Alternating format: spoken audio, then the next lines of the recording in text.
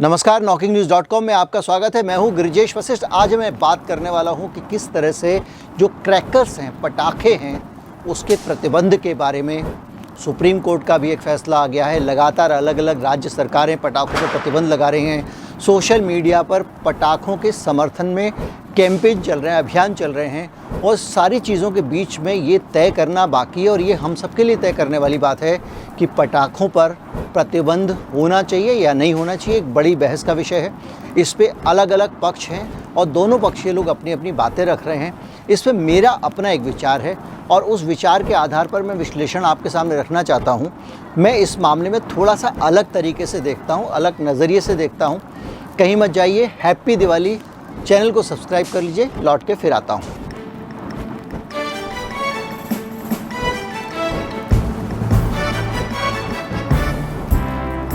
आपका परिवार सुखी रहे, इस महंगाई का मुकाबला करने में आप सक्षम हो। जिनकी नौकरियां गई हैं वो वापस आ जाएं, जिनकी वेतन की कटौती हुई है वो वापस उनको पूरा वेतन मिलने लगे। आने वाला साल आपका बेहतरीन साल हो। अभी तक के सारे कष्ट ये साल आपके भुला दें। इन शुभकामनाओं के साथ मैं वीडियो की शुरुआत करता हूँ। दीपावली आई है और पटाखों पर सरकार की तरफ से रोक लगाई जा रही है। दिल्ली में पटाखे चलाने पर रोक है, बल्कि इसके साथ साथ बड़ा भारी भरकम जुर्माना लगाया गया है।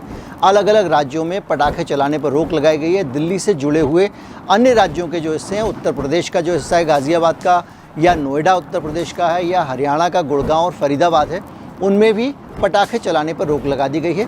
प्रशासन का कहना है कि पटाखे स्वास्थ्य के लिए हानिकारक हैं। हमारा अपना रिकॉर्ड है कि लंबे समय से इस पर जनजागरण चलता रहा है और लोगों को बताया जाता रहा है कि पटाखे हानिकारक हैं। उनसे हानिकारक गैसें निकलती हैं जो आपके स्वास्थ्य के लिए ख़तरनाक है। बहुत सारे लोग स्ट्रोक से और दूसरी चीज़ों से मर जाते हैं और दिवाली पे जो प्रदूषण होता है वो इतना ज़्यादा होता है कि लंबे समय तक उसको झेलना पड़ता है। सारे के सारे बैरियर प्रदूषण के टूट जाते हैं। हवा का प्रदूषण जो अधिकतम पैमाना है वो पूरा का पूरा पैमाना ख़त्म हो जाता है, उसके बाद भी बढ़ता रहता है। AQI 1000 से ऊपर चला जाता है, दूसरे शब्दों में कहें तो। इसी तरह से अलग अलग तरह से ख़ास तौर पे आपका वायु प्रदूषण और ध्वनि प्रदूषण बहुत ख़तरनाक हो जाता है।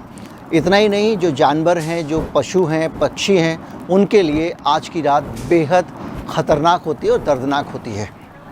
और इसके आधार पर ही लगातार लोग कह रहे हैं कि प्रतिबंध लगना चाहिए आतिशबाजी के ऊपर, पटाखों के ऊपर।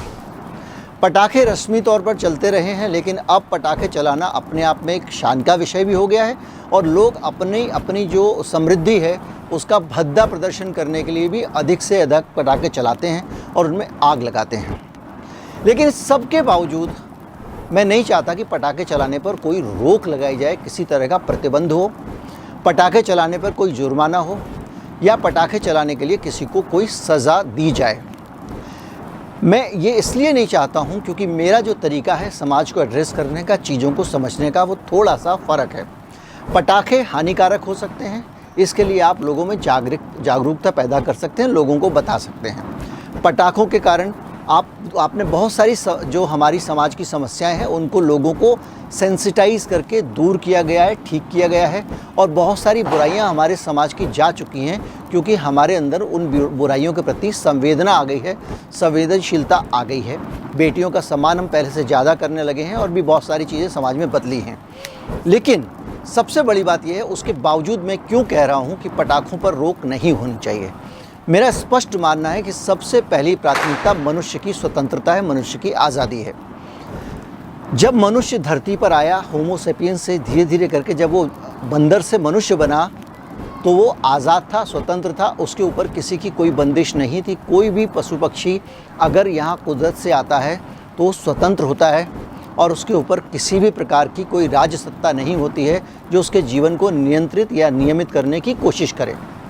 धीरे धीरे करके क्या हुआ कि मनुष्य जो है उसमें कबीले बनने शुरू हो गए और कुछ ज़्यादा शक्तिशाली मनुष्यों ने दूसरे मनुष्यों को अपने हुक्म के मुताबिक चलाना शुरू कर दिया और इसी तरह से एक एक करके मनुष्य की ताकत जो है, वो इंडिविजुअल की जो ताकत थी, एक व्यक्ति की जो ताकत थी, उसको जो समूहों की ताकत थी, समूहों की ताकत के नाम पर उसको काबू कर लिया गया।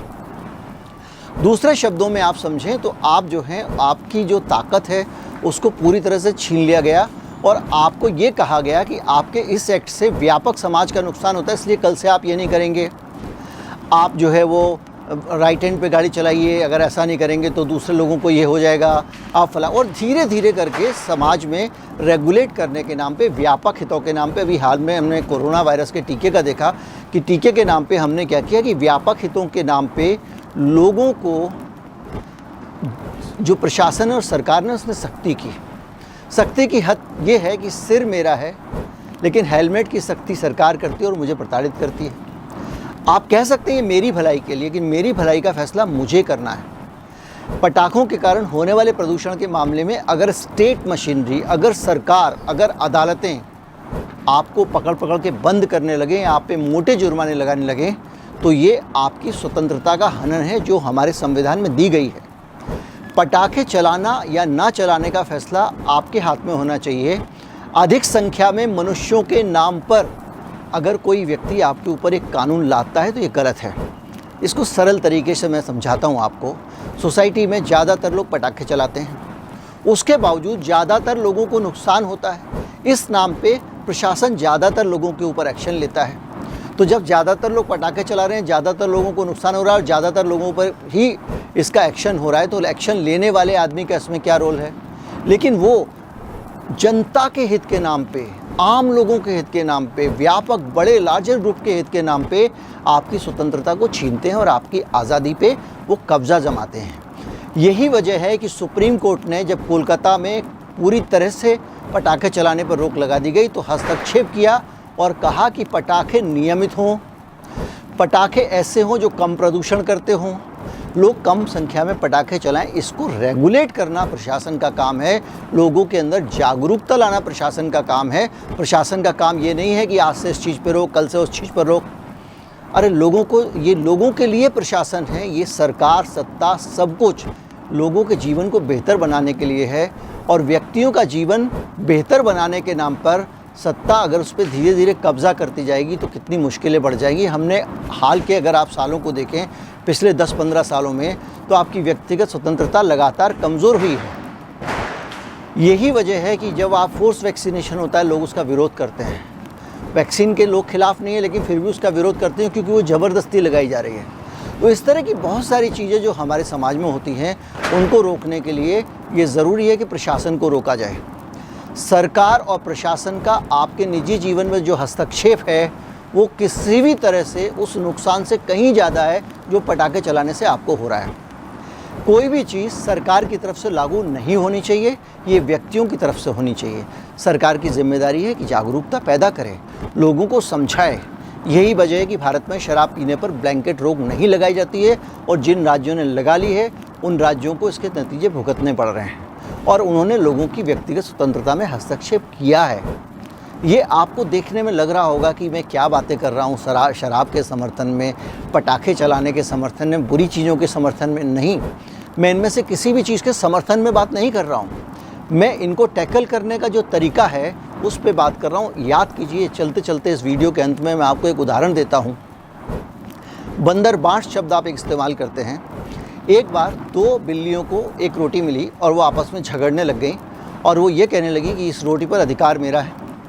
बंदर अधिक शक्तिशाली था, तो उसने क्या किया, रोटी को अपने कब्जे में ले लिया और कहा कि मैं फैसला करूंगा कि कितनी रोटी किसको मिलती है। और वो एक तराजू लेकर बैठ गया और उसने दोनों पलड़े में आधी आधी रोटी रखी और शरारतन एक पलड़े में ज़्यादा रोटी रखी और उसने कहा कि ये थोड़ी ज़्यादा हो रही है, तोड़ के उस टुकड़े को खा गया। तो दूसरा पलड़ा भारी हो गया तो उस तोड़ के उस टुकड़े से खा गया और इस तरह करके वो सारी रोटियां खा गया और बिल्लियों को कुछ नहीं मिला। इसी तरह से प्रशासन और शासन तरह तरह के टैक्स लगाता है और तरह तरह से हमारे जीवन पर नियंत्रण करता है, जुर्माने लगाता है। आपने पॉल्यूशन मास्क के नाम पे देखा होगा और ख़ास तौर पे कोरोना के टाइम पे जो मास्क लगाने के नाम पर देखा होगा कि दिल्ली में सरकार ने 2000 रुपये जुर्माना किया हुआ था एक व्यक्ति के मास्क लगाने पे। अगर कार में 4 लोग जा रहे हैं तो 8000 और 5 लोग जा रहे हैं तो 10,000 रुपये वो लोग वसूल कर लेते थे। वसूल करने वाले लोग कौन थे? वसूल करने वाले सिविल डिफेंस के वॉलंटियर थे, जिनको बाकायदा कमीशन या कट दिया जा रहा है। यानी 2000 रुपये वसूल के लाओ और उसमें से कुछ 100 रुपये आपको भी मिलेंगे। और इस तरह से सड़कों पे वसूली अभियान चल रहा है, जिसका मकसद कतई लोगों को मास्क लगाने के लिए ना तो प्रेरित करना है ना मास्क लगवाना है, उससे ज़्यादा उनका मकसद कमाई करना है। आपने नोटिस किया होगा जब कोरोना काल आया और सरकार की कमाई कम होने लग गई तो सड़कों के चालान ज़्यादा होने लग गए और ऑटोमेटिक कैमरों के चालान आपके घर पे ज़्यादा पहुंचने शुरू हो गए, क्योंकि सरकार को पैसे की ज़रूरत थी। आपको ये भी पता होगा कि सरकार कमीशन देती है चालान करने का अपने कर्मचारियों को कई राज्यों में, और आपको ये भी पता होगा कि सरकार जो चालान आपका कटता है उस चालान को काट के और जो पैसा आता है उसमें ज़्यादातर पैसा सरकार की ट्रेजरी में नहीं जाता है, पुलिस के पास जाता है। पुलिस जो चालान काटती है वो कंपाउंडिंग अमाउंट होता है, समझौता राशि होती है, ना कि जुर्माने की राशि। और वो आपके और पुलिस के बीच में समझौता होता है कि अगली बार से गलती नहीं करेंगे, और वो पैसा वो खुद रख लेते हैं। इस तरह की सारी धांधलियाँ ये हो रही हैं कि आप बंदर की कल्पना करें जो न्याय करने के नाम पे सारी की सारी चीज़ें हड़प लेता है। ठीक उसी तरह से ट्रैफिक के चालान हैं, उसी तरह से तरह तरह के टैक्स हैं, पॉल्यूशन टैक्स, गंगा सफाई टैक्स, स्वच्छता सेस। अरे भाई, स्वच्छता लोगों को आप सिखा रहे हो तो ये आपका काम है, आपकी प्राथमिक जिम्मेदारी है, सरकार का काम है, लेकिन सरकार उसके बहाने से भी टैक्स लगा देती है। सरकार अलग अलग बहानों से टैक्स लगाती है। तो आप ये सोचिए कि अगर आप इस तरह से पटाखे चलाने पर भी और दूसरी चीज़ों पे हर साल एक नई चीज़ निकाल कर अपनी चुटिया सरकार के हाथ में पकड़ाते जाएंगे तो किस तरह से ये जो उसका वसूली अभियान है वो तेज़ होता जाएगा, वो ज़्यादा से ज़्यादा पैसा और दूसरी तरह से छीनती जाएगी, और पैसे से भी ज़्यादा आपकी निजी स्वतंत्रता पर उसका अधिकार बढ़ता चला जाएगा। एक और चलते चलते छोटा उदाहरण दे रहा हूँ। एक ज़माना था हम राष्ट्रपति भवन में जाते थे तो आपकी गाड़ी लेकर आप राष्ट्रपति भवन के अंदर तक जाते थे और प्रासी एवेन्यू से निकल के और वहाँ सेंट्रल सेक्रेटरीट की दूसरी तरफ चले जाते थे और कोई आपको रोकता नहीं था। आज आप राष्ट्रपति भवन के मुख्य गेट तक भी नहीं जा पाते हैं, कई बार दूर ही एक पॉइंट बना दिया कि यहाँ से सेल्फी लेके वापस लौट जाइए। हमारी जो स्वतंत्रता थी वो सुरक्षा के नाम पे कम कर दी गई और ये लगातार कम की जा रही है। एक वक्त था कि 26 जनवरी की परेड आंखों के सामने आप खड़े होकर देख सकते थे, अब बहुत पहले से आपको पास बनवाने होते हैं। तो ये जो चीज़ें हो रही है धीरे धीरे करके सरकार और सत्ता उस पर कब्जा करती जा रही है। आज के वीडियो में मेरा जो मकसद था वो आपकी वैयक्तिक स्वतंत्रता जो है, जो पर्सनल फ्रीडम है, आपकी इंडिविजुअल फ्रीडम जो है, उसके बारे में आपको जागरूकता देना था। पटाखे नहीं था। लेकिन एक बात मान के चलिए कि पटाखे चलाने हैं या नहीं चलाने हैं, इसकी समझ लोगों के अंदर पैदा करना सरकार की जिम्मेदारी है, जिसके लिए वो पहले से ही टैक्स ले रही है। अब सरकार लोगों के ऊपर जुर्माना लगा के, आज तक मुझे बताइए जिस चीज़ पे जुर्माना लगा उसमें से कितनी चीज़ें कम हो गई। सरकार ने मोटर व्हीकल एक्ट में जुर्माना कई गुना कर दिया, लोगों के 20-20, 25-25 हज़ार रुपये के चालान किए जा रहे हैं। उसके बावजूद क्या सड़कों पे ट्रैफिक नियमों का उल्लंघन कम हो गया? कभी भी इस तरह की चीज़ों से सरकार का मकसद कुछ कम करना नहीं होता, बल्कि अपना शिकंजा खड़ा करने का होता है। सरकार के जितने भी कानून हैं ज़्यादातर का उल्लंघन होता है, और वो इसीलिए होता है कि सरकार भी चाहती है कि उल्लंघन हो तो इसका लाभ हम लें। उम्मीद करता हूँ वीडियो आपको अच्छा लगा होगा। अगर अच्छा लगा हो तो ज़्यादा से ज़्यादा लोगों तक पहुँचाएँ, लोगों में जागरूकता लाएँ, ताकि लोगों को ये समझ में आए कि संविधान में जो व्यक्ति की स्वतंत्रता है वो क्या है और उसकी अहमियत क्या है। दीपावली पर मेरा यही संदेश है कि अपनी आज़ादी के लिए लड़िए, अपनी आज़ादी को ज़िंदा रखिए। आने वाली कौमों को आज़ाद रखना है तो आज आपको जाती हुई आज़ादी के लिए संघर्ष करना होगा। दोबारा और पुनः दीपावली की शुभकामनाएं।